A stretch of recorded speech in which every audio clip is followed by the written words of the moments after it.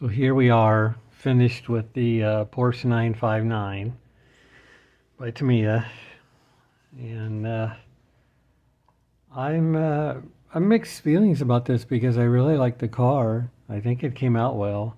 There's a few tiny blemishes here and there if you get up close, and I would have liked to have done those better. Sometimes things happen. I don't know how. I got little dabs of paint in the wrong place or something, but overall, I think it's good. Um, it's it is what it is. This is I believe this is an older kit, simply because it was unusual to me to find so many seam lines on a Tamiya kit. Usually, you got to really hunt for them. You can't even find them, and they were pretty prominent on this car. But the body was perfect, except for that, and it definitely reflects the car, and it's a beautiful car. Um, this one I painted Tamiya French Blue. If you wanted to paint it a stock color or the color that these were, I think there was only like 3 or 4 colors. It's like silver, red, black, maybe white. I don't know, it wasn't very many.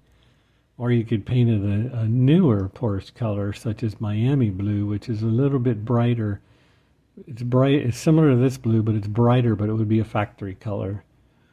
But I chose French blue because I've used that on other models before, and I just like the color.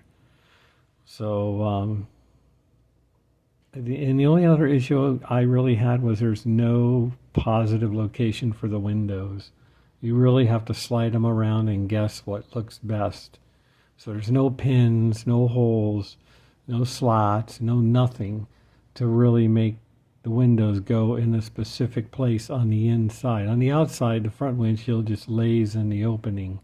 So that's not difficult, but the inside ones, no location. They just float around like some old AMT kit or something. But it does have, the back comes off, and you can see the engine.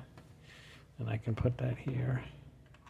Sorry, I don't have a battery-powered turntable. I've got to turn it by hand.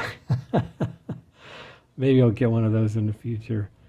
I haven't been making videos very long, so I never had any need for anything that was moving. I always took still pictures, of course.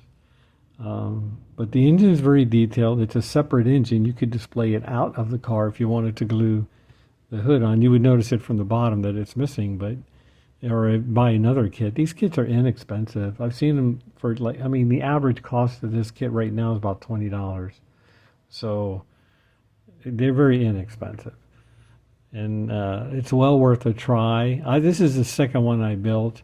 I built the first one many, many years ago, and I'm sure I slapped it together, and I don't remember having any issues with it, but that's probably because I wasn't the builder that I am today, and I wasn't as meticulous. So I really strive to get a nice, clean, is perfect build out of it as close as I could get, and it's not perfect, but it's close enough. It'll be all right. And I enjoyed, other than the minor problems, I enjoyed building it, and it's a fine kit. And I would still recommend it for somebody that's done some modeling. I wouldn't recommend it as a first or second kit or anything like that, but if you've built a few models, you got some under your belt, you wouldn't have any problem putting this together. And you would enjoy the engine for sure, if you like engines, because it's so detailed. But I will flip it over. Hopefully the window won't fall out. And that's the underside.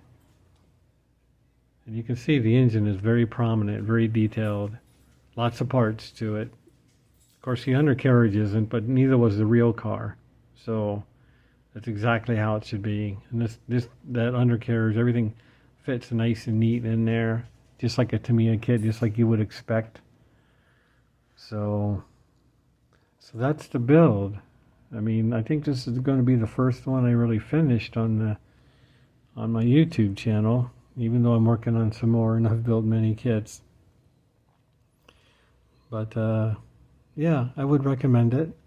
And hopefully there's more to come, and I have other Tamiya kits. I can guarantee you that. Half the kits in my very small stash are all Japanese kits, and our Japanese kits. I have a few European cars as well, but I mean, I just like the kits, and most of them, I would say half of them are curbside, but the other half do have engines. So I would like to get into one of those as soon as I got a couple group builds I'm going to be tinkering with. But I could build one of those next probably. Just depends what I feel like.